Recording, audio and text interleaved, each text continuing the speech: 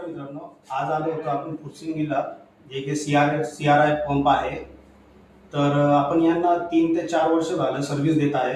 सरांचा एक्सपिरियन्स विचारू आपण. एक्सपिरियन्स कसा आहे? एक्सपिरियन्स म्हणायचं तर खूप छान आहे. ज्यावेळेस सर्व्हिसिंग वगैरे केली जाते एकदम प्रॉपर असं कुलिंग होते आणि सगळे प्रॉपरली एकदम वर्क करतात. ज्यावेळेस आपण करतो त्यावेळेस.